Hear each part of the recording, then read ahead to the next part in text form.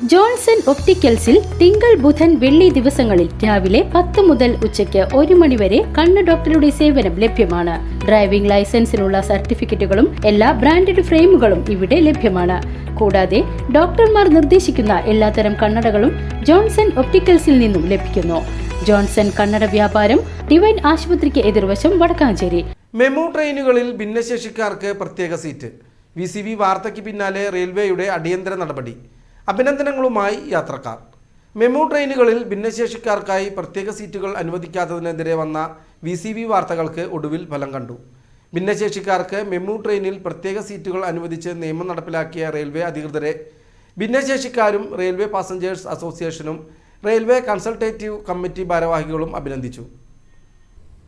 പാലക്കാട്ട് നിന്നും എറണാകുളത്തേക്ക് രാവിലെ സർവീസ് നടത്തുന്ന MEMU train Vallathol Nagar railway സ്റ്റേഷനിൽ എത്തുന്നത് രാവിലെ 8:20-നാണ്. ഈ ട്രെയിനിൽ യാത്ര ചെയ്യുന്നതിനായി ഭിന്നശേഷിക്കാരും മുതിർന്ന പൗരന്മാരും ഉൾപ്പെടെ നൂറുകണക്കിന് ആളുകളാണ് ദിനംപ്രതി വള്ളത്തോൾ നഗറിൽ എത്തുന്നത്. മറ്റ് തീവണ്ടികളെല്ലാം ഭിന്നശേഷിക്കാർക്കും പ്രായാധിക്യം വന്നവർക്കും പ്രത്യേക സീറ്റ് ഉണ്ടെങ്കിലും മെമു ട്രെയിനിൽ മാത്രം ഈ ആനുകൂല്യം ലഭ്യമായിരുന്നില്ല.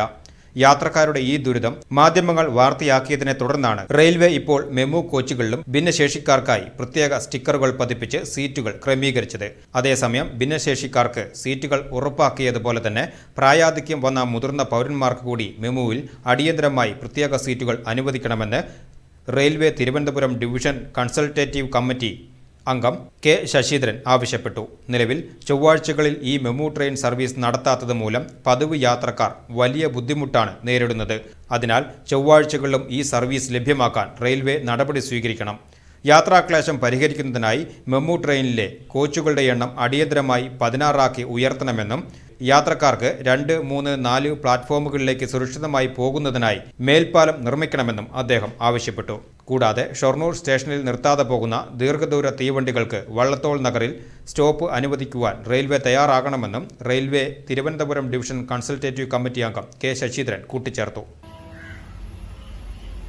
പാലക്കാട് എറണാകുളം മെമുവിൽ ഭിന്നശേഷിക്കാർക്ക് പ്രത്യേകം സീറ്റ് റിസർവ് ചെയ്ത് സ്റ്റിക്കർ ഒട്ടിച്ച റെയിൽവേയുടെ നടപടിയെ സ്വാഗതം ചെയ്യുകയും അഭിനന്ദിക്കുകയും ചെയ്യുന്നു. കേരളത്തിലോടുന്ന എല്ലാ ട്രെയിനുകളിലും മെമു ട്രെയിനുകളിലും ഭിന്നശേഷി സൗഹൃദമാക്കണമെന്നും ഇന്റർനാഷണൽ ലെവലിലുള്ള ഭിന്നശേഷിയുടെ കോച്ച് ഡിസൈൻ ചെയ്യണമെന്നും ആവശ്യപ്പെടുന്നത് PRECC മെമ്പറായ കെ രാധാകൃഷ്ണൻ MPയായ കെ ശശീന്ദ്രൻ ആവശ്യപ്പെടുന്നു.